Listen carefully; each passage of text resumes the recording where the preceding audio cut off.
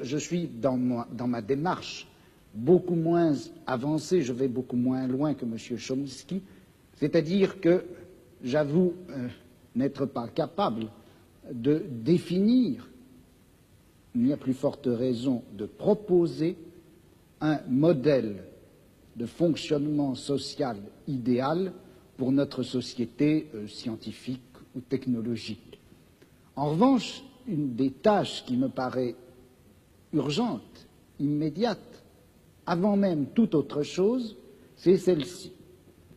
On a l'habitude, du moins dans notre société européenne, de considérer que le pouvoir, il est localisé entre les mains du gouvernement et il s'exerce par un certain nombre d'institutions bien particulières qui sont l'administration, en France on appelle ça préfectorale, enfin je ne sais pas comment on dit ailleurs, l'administration, la police, l'armée. On sait que toutes ces institutions-là sont faites pour transmettre les ordres, les faire appliquer et punir les gens qui n'obéissent pas. Mais je crois que le pouvoir politique, il s'exerce encore, il s'exerce en outre, de plus, par l'intermédiaire d'un certain nombre d'institutions qui ont l'air comme ça de n'avoir rien de commun avec le pouvoir politique, qui ont l'air d'en être indépendantes et qui ne le sont pas. On sait bien que l'université, d'une façon générale, tout le système scolaire, qui en apparence est fait simplement pour distribuer le savoir, on sait que cet appareil scolaire est fait pour maintenir au pouvoir une certaine classe sociale et exclure des instruments du pouvoir toute une autre classe sociale. Quelque chose comme la psychiatrie, qui en apparence aussi n'est destinée qu'au bien de l'humanité et à la connaissance des psychiatres, la psychiatrie est encore une certaine manière de faire peser un pouvoir politique sur un groupe social. La justice également. Bon, et il me semble que la tâche politique actuelle dans une société comme la nôtre, c'est de critiquer le jeu des institutions apparemment les plus neutres et les plus indépendantes, de les critiquer, de l'attaquer de telle manière que la violence politique qui s'exerçait obscurément en eux surgisse et pour qu'on puisse lutter contre elle. À vouloir tout de suite, enfin si on cherche tout de suite à donner le profil et la formule de la société future, sans avoir bien fait la critique de tous les rapports de violence politique qui s'exercent dans notre société, on risque de les laisser se reconstituer, même à travers des formes aussi nobles, apparemment aussi pures que celles du syndicalisme anarchiste. Yes, I would certainly agree with that, not only in theory but also in action. That is, there are two intellectual tasks. One, and the one which I was discussing, to try to create the vision of a future just society. Another task is to understand very clearly the nature of power and oppression and terror and destruction in our own society. And that certainly includes the institutions you mentioned, as well as the central institutions of any industrial society, namely the economic, commercial, and financial institutions, in particular, in the coming period, the great multinational corporations, which are not very far from us physically tonight. Those are the basic institutions of oppression and coercion and autocratic rule that appear to be neutral. After all, they say, well, we're subject to the democracy of the marketplace. Still, I think it would be a great shame to lose or to put aside entirely the somewhat more abstract and philosophical, if you like, task of trying to draw the connections between a concept of human nature that gives full scope to freedom and dignity and creativity and other fundamental human characteristics, and relates that to some notion of social structure in which those properties could be realized, in which meaningful human life could take place.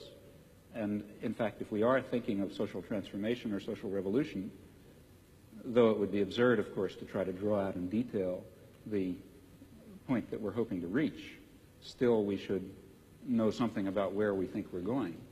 And such a theory may tell it to us. Oui, mais alors là, est-ce qu'il n'y a pas un danger? Si on dit qu'il existe une certaine nature humaine, que cette nature humaine n'a pas reçu dans la société actuelle les droits et les possibilités qui lui permettraient de se réaliser. C'est bien ce que vous avez dit, je crois.